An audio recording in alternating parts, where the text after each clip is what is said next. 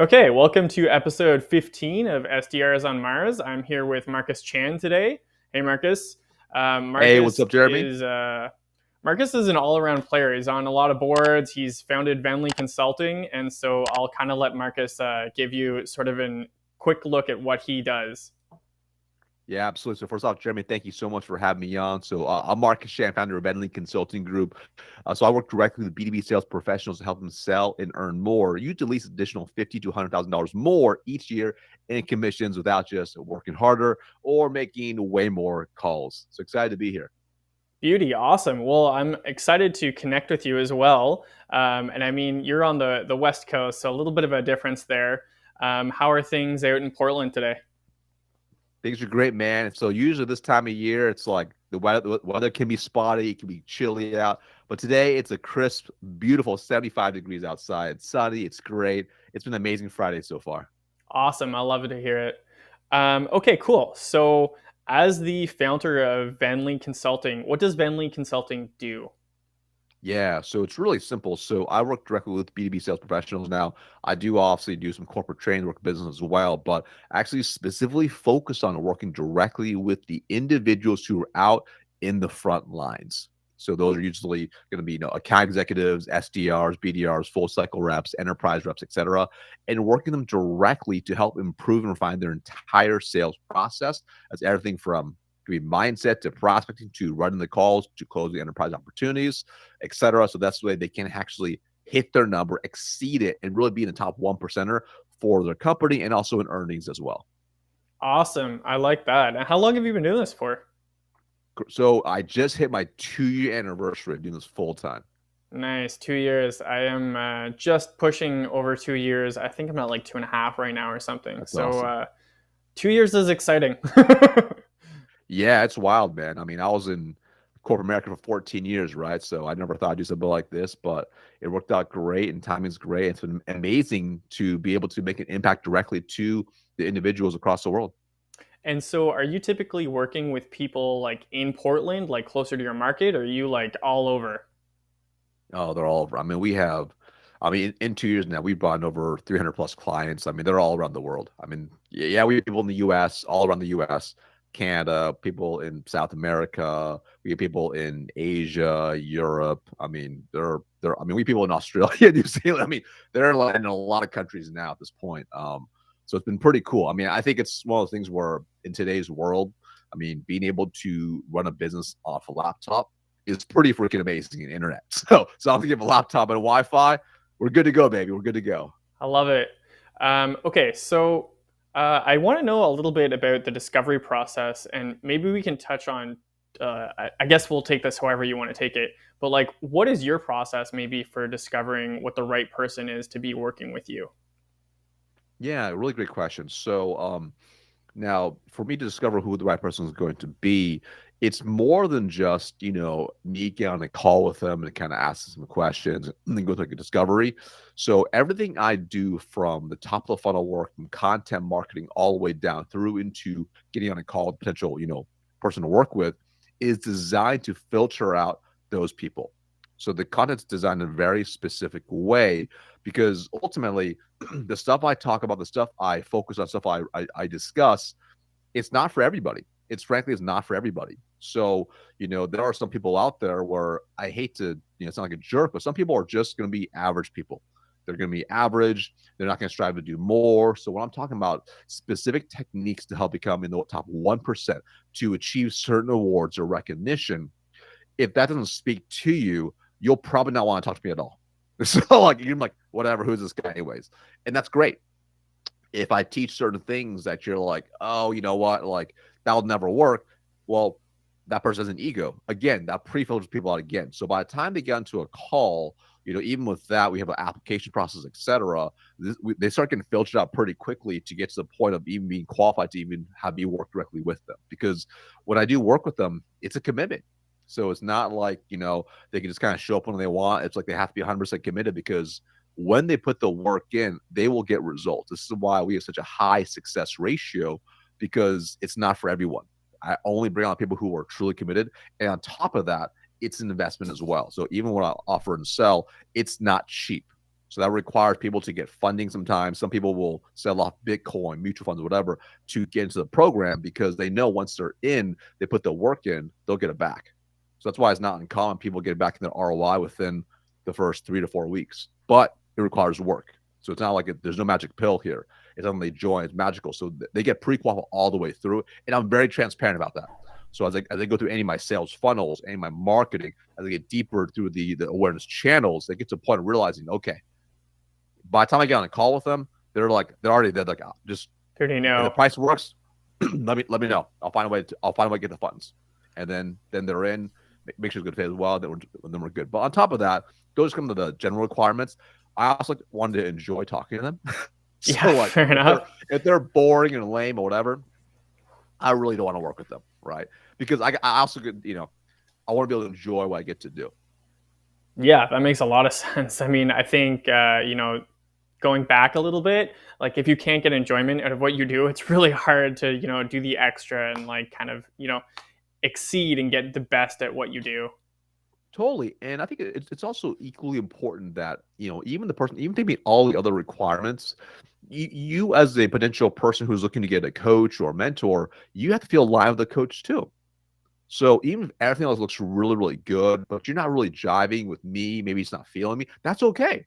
That's totally fine because part of when you're working with someone to help you improve your game in anything, whether it's sports or fitness or whatever, you want to feel connected with them as well. Their story, who they are, their personality. Because if you don't feel connected, it'll be much harder for you to want to do some of the things they're trying to help you with. So across the board, there's been people that, almost every checkbox, if you will, is checked off, but it's not a good fit for them. Maybe they just don't like me, and that's okay. I'm cool with that because it's not for everyone, right? So that's why it's really key that once they're before they get in, that both people, myself and them, are 100% aligned. Because when they are 100% aligned, that'll also increase their success ratio as well. Because that means they're more likely to take action, to execute, to ask help, raise their hand, be open for feedback, and that is a recipe for success when both are aligned. Okay, cool. And so I asked you kind of about your own discovery process, and you shared some information about top of funnel and how you can really help people like sort of what's the term I'm looking for, like self disqualify based on That's right. what that looks That's like. exactly right. Yeah. So how do you kind of like tailor this? Because everyone's obviously selling different things and has a different process. So how do you kind of learn about what works for them? In terms of what their process actually is and entails already before we dive into what I do for them. Is that right? Exactly. Yeah. Yeah. Yeah. So at that point, people go through different stages, right? Like first, they don't realize they need help. And then usually something happens and they have a realization they need to take action next. And it's not always from my content. Sometimes maybe something happened at work. Maybe they had a realization. I've had people say, hey, listen, the moment I realized I needed help was because I looked at the stack rankings and I'm really pissed I'm number 2, not number 1. Okay, whatever it is, right? So they have a realization of some sort, and then they start going deeper into the awareness stages of marketing. So they get to the point like, okay, I need a solution.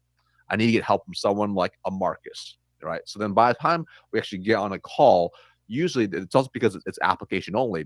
I'll take a look at their application and they'll tell me quite a bit of details I want to know in advance. I want to know what the situation is, where are they at, where do they want to go.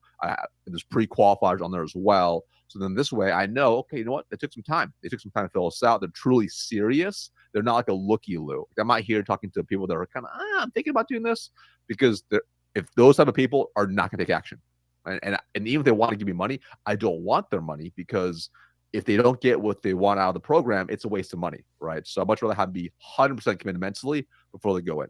Now, once we're actually on the call, I do a deep dive, basically just verify everything else I've already seen in the application, but I do a deep dive into their situation, understanding exactly what they sell, how they sell, what's their process, I also dive into conversions, their metrics. I like to have a good understanding walking in, where are they at, where do they want to be? So for example, if say it's an SDR, BDR, I want to know, cool. So for example, how many discovery calls did you run last week? If you're doing the full discovery, actually, or if you book meetings, how many did you book last week?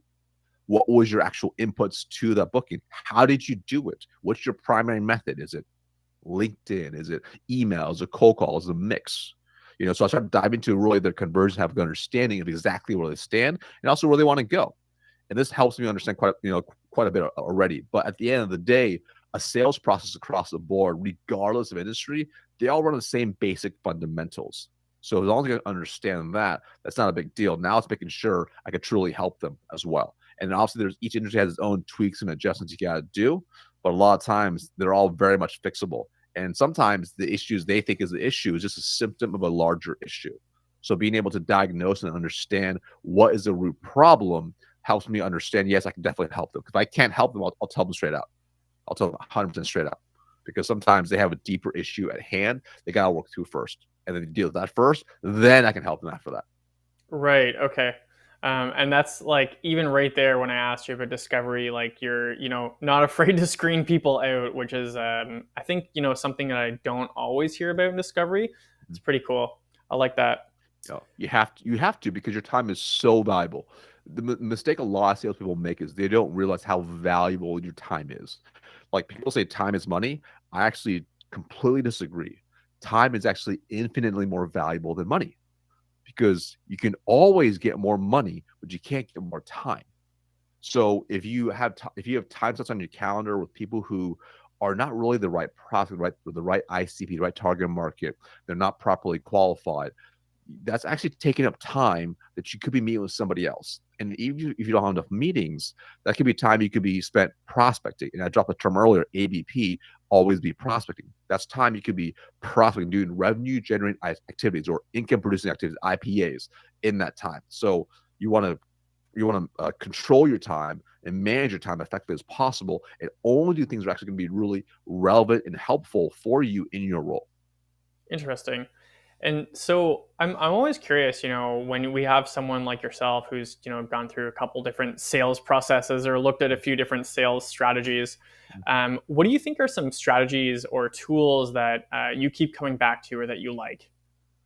In terms of like a tech stack tools, or in terms of what specifically? Yeah, it could be a tech stack. It could be even just, you're talking about really setting up a funnel that's super systemized. So I'm not sure exactly which way you'd want to go with it, but I want to kind of leave it open to what might be a Sure. preference for you.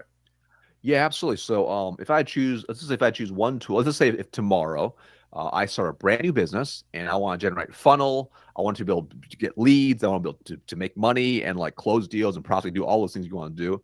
Obviously, if I choose one tool, I choose LinkedIn. LinkedIn is my go-to baby. All right. And let me explain why with LinkedIn. Because with LinkedIn as a tool, a lot of people don't realize this. LinkedIn by itself, even with a free platform, it can turn into an incredible sales funnel that can nurture prospects and lead them to a close if done properly. It's actually a tool where you can do not just inbound, but also outbound as well. And you can hit multiple angles and nurture someone purely off of one tool, which is absolutely amazing. So, for example, yes, you can create content, put content out there, and you can definitely, nurture prospects that way. But also, you can do outbound messaging. You can do video messaging. You can connect to Vidyard, send videos from that way. You can also, drop voice notes in there. You can do PDF files. If you do the content, you can do videos. You can do slideshows. You can do so many things to get in front of the right people. And then on top of that, if you have Sales Navigator, which is well worth it, even if your company doesn't pay for it, now you can really niche down your targeting. And the targeting on there is incredible. I mean, it's almost as good as Facebook advertising platform, not as good as that. But even from a B2B perspective, you cannot beat the targeting and niching down that you can do with a really good Sales Navigator, say Boolean search of your ICP. And when you're able to do that, it's like, wow, okay, now I can find the exact right people who are most likely to buy, and I can make sure I get in front of them. I can start connecting with them, engaging with them on the platform. And then usually, since they're updating the information themselves, it's usually pretty much up to date. And you might have the access to their cell number, their emails. Then, of course, you could incorporate other tools to scrape emails, information if you want to do as well. But even without that, it's such a powerful tool where you can very quickly build a funnel, start prospecting, and start booking meetings very quickly, assuming you have that tool and a phone. Yeah, pretty much. And I think, the general population that you're speaking to, they do have that and a phone. Right. Exactly. That's why the issue is most people, They just it's like any tool. They don't use it properly. So they say, oh, I've tried LinkedIn. My people aren't really on there. It doesn't really work.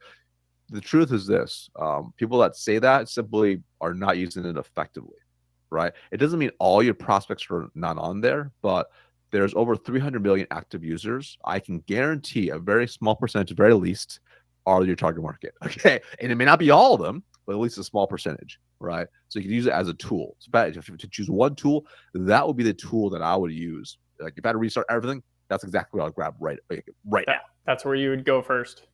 It's my go-to. Oh yeah. Right. Okay, I love it. I mean, that helps me feel a little better about it because I probably do 95% of my business on LinkedIn. Yeah. Yeah. So I do a mixture, right? So I actually use all the platforms. So I intermix based on the platform strength. I will cross mingle to other platforms and utilize the strengths of each platform to also generate pipeline and to also prospect and close. Right. Okay, cool. I haven't started dabbling with multiple platforms yet. Maybe a little bit, but I can Yeah. probably get more useful at it for sure. Yeah, because the challenge is if you only have it's kind of like the salesperson who only makes cold calls. For sure, it definitely works, just making outbound calls, but you can be a little more effective if you are able to have multiple ways to reach your prospect. So that's why being able to, and especially the only challenge I'll tell you right now, with any platform, even though I said LinkedIn is my favorite tool, you are also at the mercy of the rules and regulations each platform has. Right. So, for example, even like content, I mean, the last 2 weeks, everyone's complaining about it because it's true, but they're making some shifts internally behind the scenes, so views are down. So if you're counting on, say, inbound leads from putting content out there, that might have gone down. So that's where there's a mixture of, you have to have a mixture of doing inbound, outbound, and cross pollinate other platforms to be able to get in front of your target market. At the end of the day, just like I mentioned, every platform is a tool. It's how can I get in front of the right prospects at the right time and get them onto my calendar. And if I get them on the calendar, then I can start having a sales process, assuming, of course, they're 100% qualified. Yeah. Well, I mean, always assuming that they're qualified, right? Yeah. Okay, so you've been doing this for a little while. So, like, what got you interested in sales? How did you like get hooked? Yeah. So it took me years to actually admit that I was hooked. When I got started in sales back in 2007, and this is like my first real like outside B2B sales job. Before this, I did a couple of retail stuff. It's kind of a mixture, like operational or whatever. My very first role was outside B2B sales in 2007. And it's my first taste. It was like knocking on doors, doing outbound calls, cold emailing, 100% new business. All right. I mean, we were a startup of a brand new Fortune 500 company. So nobody knew who we were. Nobody trusted us. So it was literally crazy mass activity, especially up front. And I remember early on, I struggled, man. I mean, I was the worst rep in the company. Okay. I was the worst. Almost got fired. My boss threatened me with a PIP. I second guessed myself daily. I didn't think I could hack it in this role because the world I came from was like really much easier. Like when you do retail sales, people coming in is much easier. I also used to work in a restaurant, so people came in, you upsell. That's not really that hard. I didn't even see that as sales. That sounds like customer service. But when you go into how do I find cold traffic, cold prospects, and be able to influence them to have a meeting with me and potentially even buy from me, very different. And I struggled, man. Eventually, fortunately, I figured it out, had success, got promoted a bunch of times. And then I was running teams and I was teaching people how to do it and having success with that. At that point, though, Jeremy, I still wasn't willing to admit I was in sales. And I remember it took me, let's take a look. So then I changed companies in 2011. So 4 years later, I changed a whole different company, took a two-step demotion, went back into an individual contributor role, went back, redid the same thing, had success, got promoted a bunch of times. It was 2015. At that point now, I was one of the youngest directors in the company. And this company was like, at the time was like a $6 billion a year company, pretty big company. One of the youngest directors in the company, leading a pretty slight, at that time was an 85% sales force.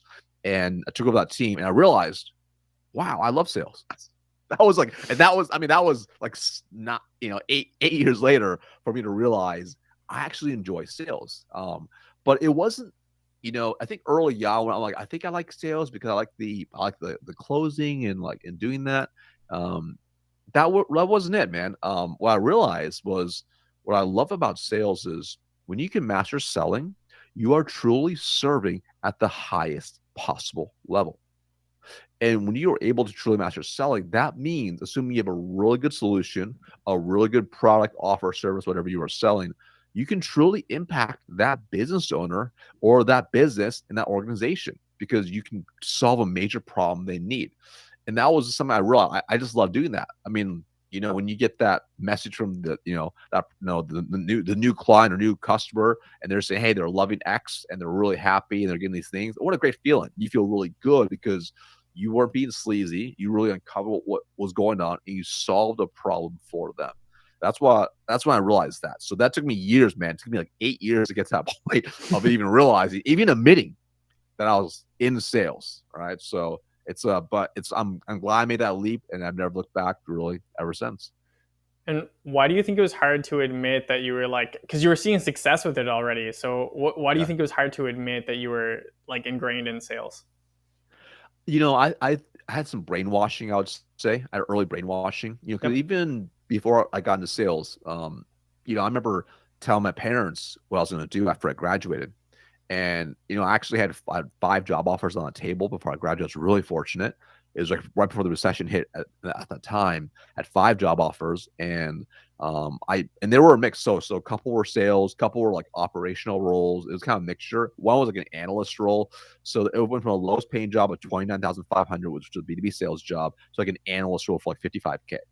And I turned down the other roles and went for the lowest paying one at BB sales.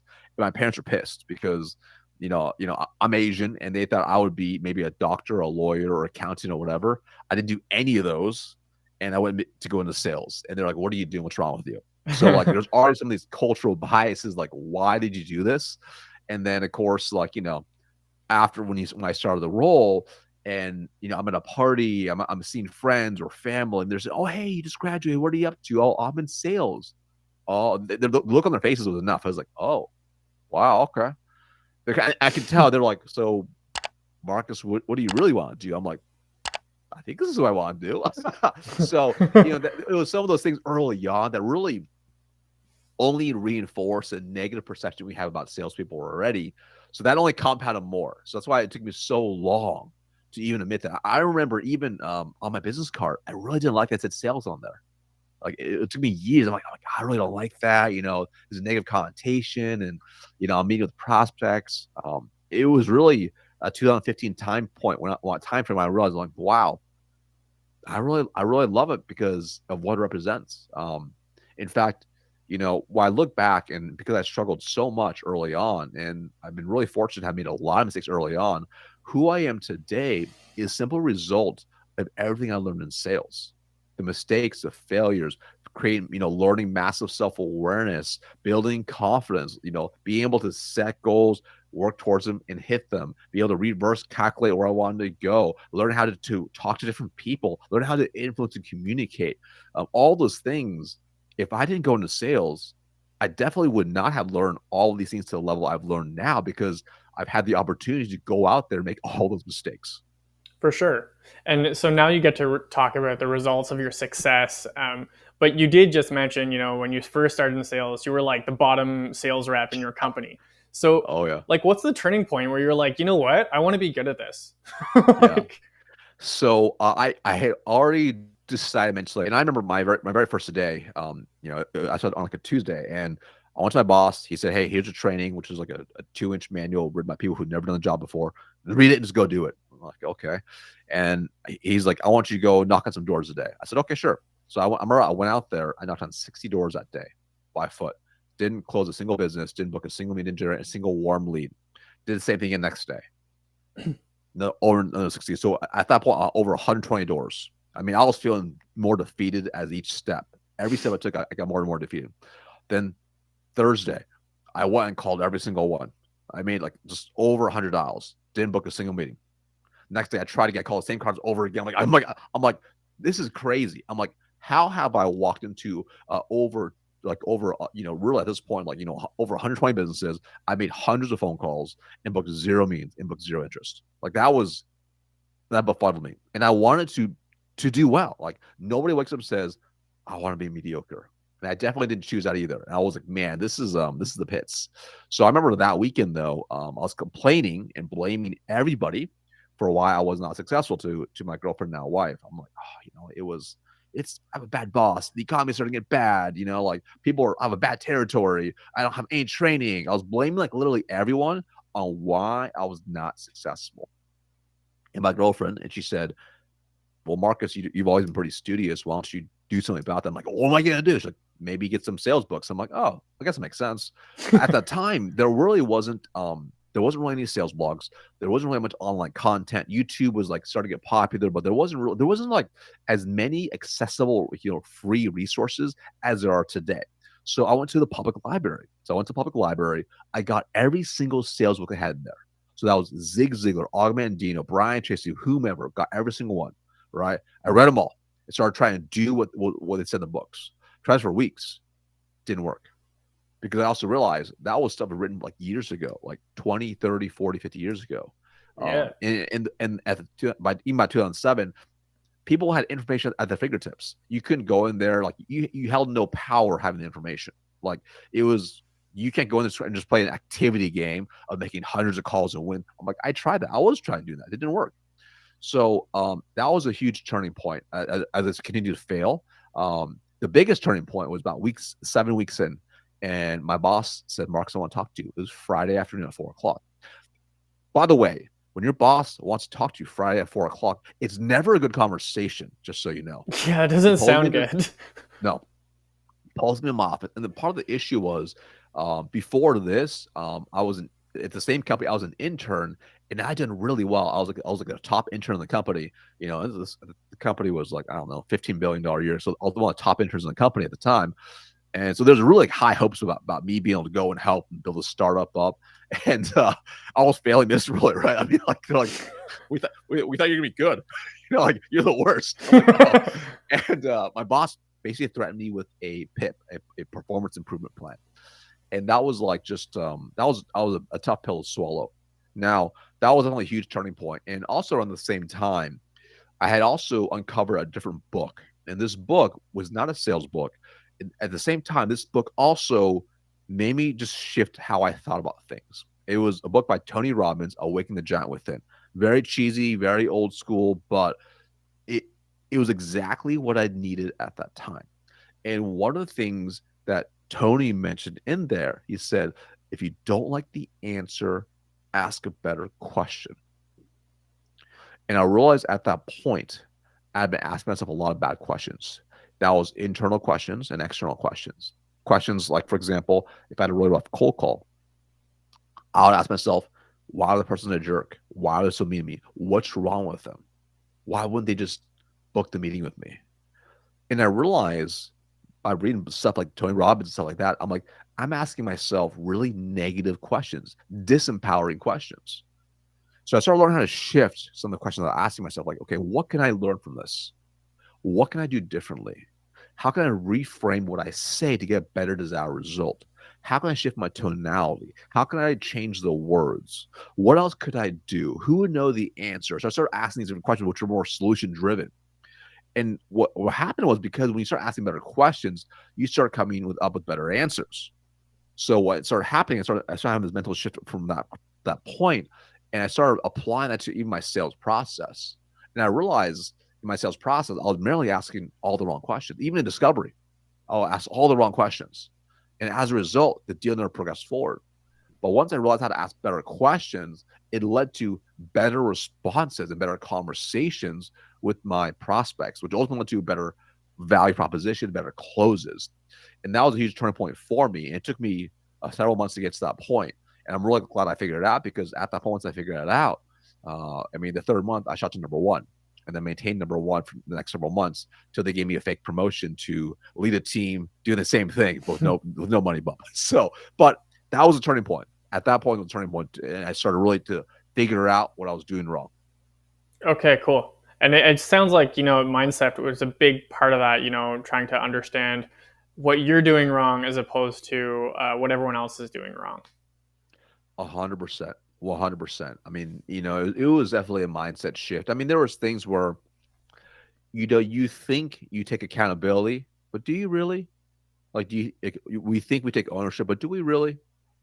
Oftentimes, I found, especially at that point, I was um, allowing external limiting beliefs to hold me back, and I would use it as justification on why I was not where I wanted to be.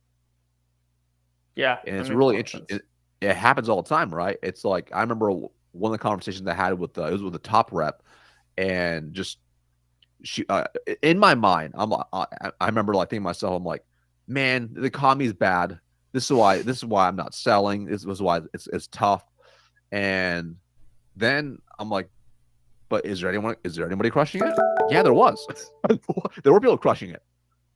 So weren't they in the same economy? Yeah, exact same economy. So what were they doing different?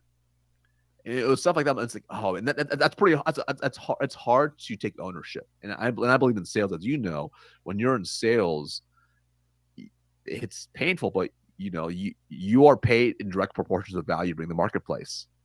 And my value wasn't very high because I was asking myself the wrong questions. So when you take that ownership, you start realizing, oh wow, you know what? Like, I'm not doing a good job. I'm not doing everything possible. I can't say with 100% confidence I am. I'm not. So that was hard, but owning that and mentally accepting that was a key part to just that beginning of changing that journey in my trajectory of my career. Yeah, that's I can see how that would make a big difference for sure. Yeah. Okay, cool. So when you're like considering, I mean, my question at this point is usually, considering working as an SDR, but maybe when you're considering, or do you have any advice actually for someone considering a sales role? What should they be looking at? Yeah. So, I mean, probably a few different things to look at. So, first off, I would say major kudos to be considering a sales role. Just because I'm 100% biased, I understand that, but it is one of the greatest careers or jobs for your life. It could take you to so many different places. I mean, it could be the highest paying job and lowest paying job in the world, right? So, it happens. But who you become when you actually take 100% ownership in the role can really change your life. So, I just want to kind of frame that up. Now, in terms of like looking for an SDR role, to make that leap into sales, there's a couple different things. I think the first off is even before anything else, I'm a firm believer wherever you are in your career, if you make that leap, you should have a set of clear requirements of what you want out of that role in that company, of things that are very, very important to you. All right. Basically your non-negotiables, if you will. This is very important because this is like the criteria you can stack rank opportunities against, right? So if you had a grid on, say, the left side is going to be your requirements, 1 through 5, 1 through 10, what are they going to be? And then each column is a company. You could stack rank it to kind of give yourself a very simple, and very objective way to rate your companies. All right. So that's my pre-frame. Now, these could be things, some of the criteria could be, for example, it could be maybe it's upward mobility. Is there upward mobility? Is there career development? What's the leadership like? How stable is the company?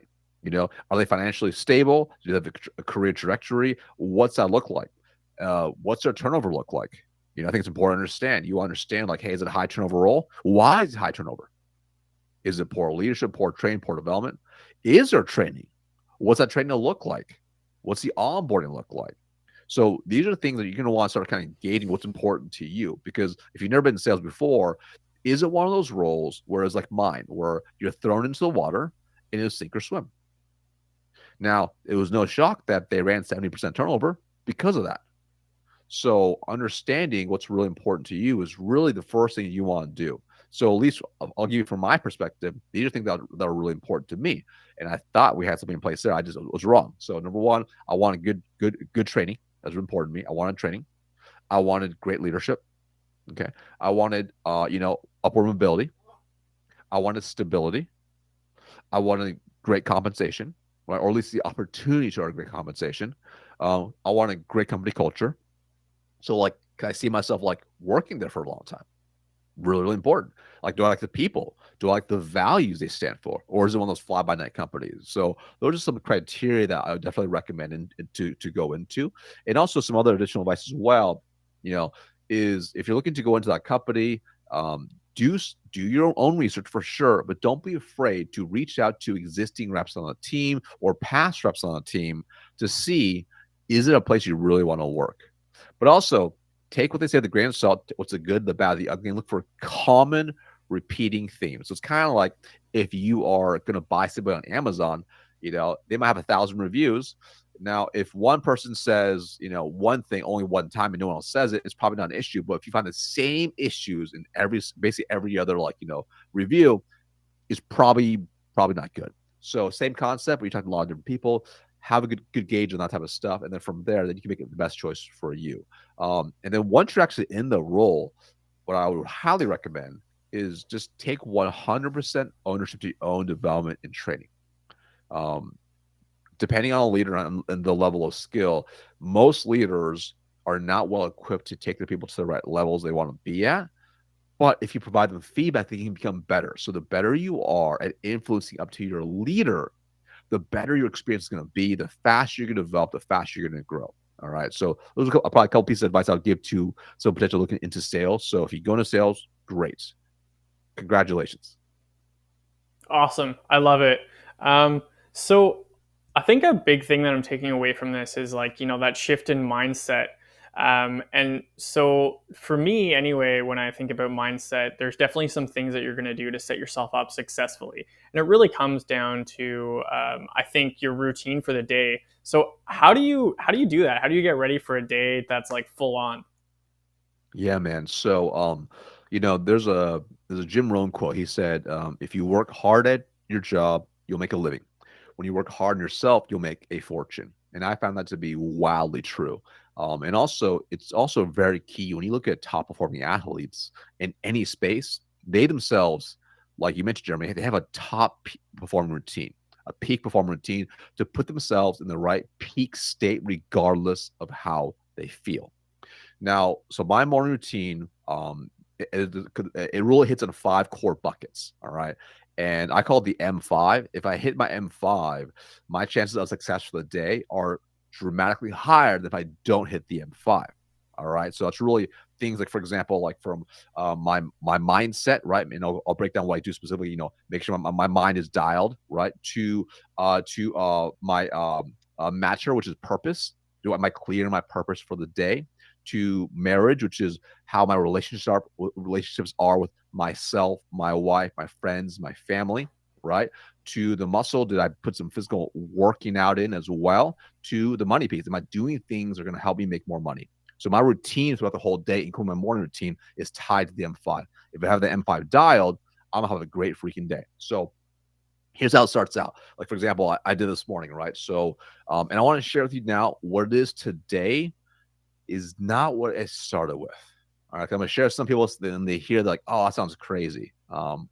But just know it started as maybe like a 1 minute thing, and now it's become like an hour and a half thing. All right, so just kind of keep that in the back of your mind. So I'm not saying everyone needs to do this.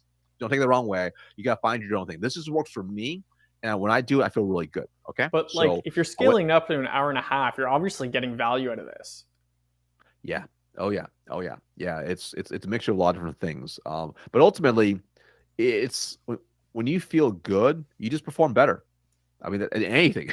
Like when you're feeling good, you're better with your family, you're better with everyone, you're better with prospects, and you are able to have better, conversations with everyone around you. So that's really key. So I wake up usually between 5 and 5:15. All right. So I wake up and I'll immediately go and I'll work out. All right. So I'm sorry, I'll brush my teeth, I'll change into workout clothes, and I'll do a power 30-minute workout. All right. So the power 30-minute workout. It's my home gym here, and it's between 360 to 480 repetitions of a very targeted muscle group. All right. Holy During that geez. time, yeah, it's all mapped out, so I know exactly what I'm going to go do. Right. While in the workout, I only listen to things that are going to feed my mind. So I don't listen to music. I listen to literally things that'll feed my mind. All right. So that could be, maybe it's this podcast. Maybe it's a book I'm learning. It could be, it doesn't have to be about sales or anything. It could be about anything that's going to feed your mind. Maybe you want to learn how to speak Spanish. So whatever it's going to be, something that stimulates growth. Okay. Like, so Okay. it's not like, not garbage. Like I don't read the news. I don't watch the news. Right. Which is not always good, but it's at the end of the day, it's usually negative. So it's stuff that's going to help me grow and get me to think. All right. Really, really key. So that's the first part. Once I'm done with that, I'll actually then I'll go downstairs to my home office, which is right here, and I'll do some breathing exercises, some Wim Hof breathing exercises for about 5 minutes. Wim Get Hof, I myself in, love it. yeah, that's right. Get myself in a state. Once that's done, I'll actually go and I'll write out my 1, 3, and 5 year goals. I'll write them all out. Once I get done with that, I'll go into an affirmations exercise. So I'll hit all my affirmations for about 2 minutes. Once I go through all my affirmations after that, then I actually go and I actually will visualize. So what I'll do is I have something I call my vivid vision. And what I've done is a year ago, what I did was I wrote out my perfect day. So I imagine waking up 1 year from that day, hitting every single one of my goals, right? How would that day look and how would I feel? From A to Z. It's like I wake up at 5:15, my alarm goes off. I roll out of bed feeling fired and excited. It's like a vivid detail. All right. I write it, I have it all written out. I record an audio of myself on my phone narrating this whole story of my future self 1 year from now. All right. From wake up to go to bed. Okay. And then I listen to it every day at this time and I visualize that day happening. That is And like once I'm a yeah, really uh, dialed routine. yeah, I'm putting myself in a state, right? I put myself into state, and then once I do that, then I visualize the current day, what's going to happen that day. Like being able to, once I get done with that routine, what happens next? Being able to show up, being able to come on to Jeremy's, podcast and be able to show some value and hopefully positively influence people out there in the podcast universe. So every single meeting, I visualize the entire day, right? And then until I go to bed. All right. And then boom. And that takes like about an hour and a half, just that by itself. And then from there, what I'll do is then I'll go actually there's actually some other parts that happen as well. So I'll actually then post on all social media platforms. Then from there, I'll actually go onto a treadmill and I'll walk for 30 minutes with a weight vest on, a 25-pound weight vest, at like a 5.5 incline, 3.7 miles per hour for like 25, 30 minutes. And I'll engage on Instagram during that time All right. That's and do all that. multitasking. Yeah. Because I can at least stay in place and just do it, right? And then I get the extra weight. And then I go after that, I go shower and I change. And then boom, whatever happens from there, maybe taking care of my kid, I'm doing whatever. I'm off to races from there. Now, again, that worked for me. When I first started, though, that wasn't what I did. All right. So when I first started, though, it started with just some affirmations in my car. Man, it was like literally, I once I learned about a morning routine, I would drive to the office, still listen to music, which I love music, and I parked, and then I would be in my car for like a minute, and I'll just do like affirmations. Okay. And that's how I started. And then from there, as I've learned, as I kind of created like a new habit, I got that on lockdown, and then I hear from someone else. I'm like, well, you know what? I think I think it was Brian Tracy that he writes his goals down. I'm like, you know what? I'm gonna start doing that too. So that was, then you kind of add one thing. You kind of habit stack, if you will, over time. So like for over 14 years now, my routine has really evolved over time. I mean, it started as a 1 minute thing, maybe not a minute at the time, to what it is today. But it's just one of those things where I have found that top performers in anything, whether it's Michael Phelps, they have a routine. And I didn't realize this, but when I used to be a competitive swimmer, I had a routine for that too. I didn't realize that. I didn't realize before I got behind the blocks, I had this whole routine that I would do. I just didn't think, I'm like, yeah, you know what? I would stretch a certain way. I would do certain things. I would pump myself a certain way. I stretch a certain way. It was designed to put myself into state. And when you learn how to put yourself into state, it's incredibly powerful because regardless of what the day throws at you, you know how to get yourself back into state and ultimately get better control on the rest of your day and how to react to the day versus having just your life explode in front of your eyes. Yeah, that makes a lot of sense. Okay, well, I have definitely. I need to dial my morning routine down a little more. That's. Start small. Get at least one thing. Just stare at habits. That's I feel like preface me. I'm like, don't worry. It wasn't always like this, and you don't have to do this. Like you just find what's gonna make you feel good. What's gonna make you feel good, and you just do that. Yeah, I love it. Okay. And I think a similar sort of idea is that, especially in this pandemic situation where everyone's working from home, it's hard for people to sometimes separate this work and life Correct. mixture. How do you make Yeah. sure you're doing that? Yeah. So, I mean, I think I have one major benefit that really helps me in the sense of, in my house, I have my own office. So I'm able to able to separate, which is really just nice. I wish I could say yes, I 100% just shut it off. I don't. I mean, when you have your own business, you're always thinking about it, right? As you know, but I do my best. So there are some things that I do which really help me. So for example, like my Slack notifications, my team they stop notifying me after a certain time. All right, that's preset. Um, I don't have like all my social media. I turn off all notifications. Like so, I'm creating this environment where I can protect my mind a little bit, right? Yeah. To not have those type of things. That's really really key. But also on top of that, there's certain things that I do which really help me have a clean slate. So a lot of times I find people bleed over their work into their personal life, in which I don't believe in work-life balance. I believe in work-life harmony, and this is even before the pandemic. I've always believed this. You have to do certain things that are going to help you be able to have better harmony, if you will. And one of the things that I've done, which has really helped me, is, for example, I think about like when you usually think about work and like things you have to do, it's usually because you have all these like lingering tasks to do, and you're like worried about doing them, and you're not sure when you're going to do them. So now they're in the back of your mind. They kind of weigh you down, and you don't really feel that good. However, you also know when you do plan it out, okay, you know what, project A, I'm gonna do at this time block. And you can't forget about it. Like, oh, you feel better automatically. You like times blocked out to when you get certain things done. So one of the things I do that really helps me, in addition to something like that, is I only have one to-do list.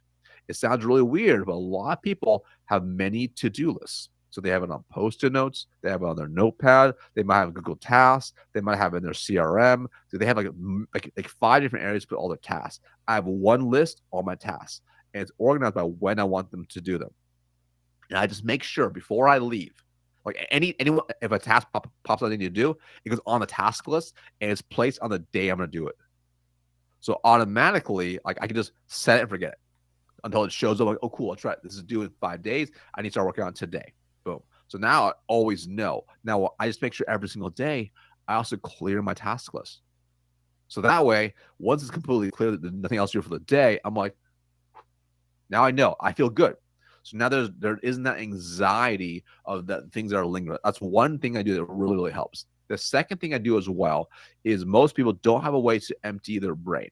And what I mean by that is, you know how sometimes maybe you're on a walk, maybe with a friend, maybe your family, maybe you read something or watch something and you get inspired by something. This could be maybe an idea for your business. Maybe it's about a post. Maybe it's about whatever, or it's something it's not quite fleshed out, but you want to do. You know what I'm talking about? Yeah. Yeah. Yeah, cool. So I have a place for all that. So for example, like let's just say content, because I create quite a bit of content. I always randomly I'll be taking a shower, I'm like, oh, that's a great idea. I'm on a walk, oh, that's a great idea. I just think of stuff, and instead of like, okay, I'm just gonna try to remember this, I have a place to put it. So I use a tool called Trello. It's my content board. I just create a quick new card for the idea. So I'm a place to kind of dump it. So I start dumping like all my ideas here, and I have different things for like, that's for my content. But sometimes it's stuff on like maybe it's just an idea to improve my programs. So I have one for that as well. So I'll that Trello board, and then I'll just throw an idea in real quick. And sometimes the ideas are garbage. Okay, just so you know. But at least as they come in, you just kind of dump it somewhere, and your brain it gets like, it's like one less thing off your plate. So now you can, when you do that, it gives you actually more creative freedom to think more openly about everything else. So those are a couple of things that I do that really helps me separate, because then I'm with my family after hours. I do my best to make sure I stop work. It's hard. I know it's hard, but then I can walk out of here. I can go spend time with my family, do things, spend time with family, friends, do whatever. And even if an idea comes about during that time, which that does happen because we're humans, I have a place to dump the idea. It doesn't become this thing where I sit down to work. I'm like, what was that idea I had again? What was I going to do? Nope. All my to-dos are on my to-do list. All my ideas are on my Trello board or a different notes folder. It's all got a place for everything. So that way I feel good wrapping my day up every single day. Yeah, I like that a lot too. Multiple to-do lists. That's an interesting concept. Luckily, I haven't adopted multiple to-do lists, so Yeah. I don't have to Oh, worry about good. that one too much. Good.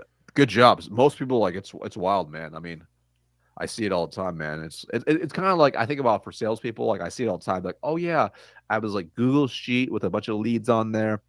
On my Salesforce list. I got this like other like lead list like they emailed to me from marketing.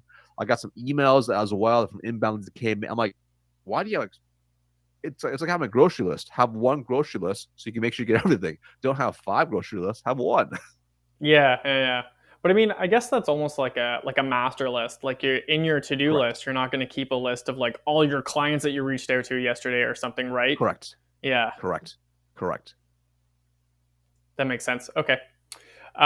Cool. Well, I think that was mostly what I wanted to get out of this. I mean, that was awesome. I think we're going on like 50 minutes here. So like, thank you so much. Yeah, man. I figured we'd rabbit hole on some things, right? But it's been a ton of fun, man. I'm glad you had me on. Cool. Well, I hope you guys enjoyed the episode as well. Markus Chan with Venli Consulting. And when I post it, I'm going to make sure to tag you in it. So, if any of you guys watching want to learn a little bit more on how to dial down your day or just be better at sales in general, Markus is a good person to talk to for sure. Thanks, brother. Appreciate you having me on. Love it. Thank you, Markus. Take care.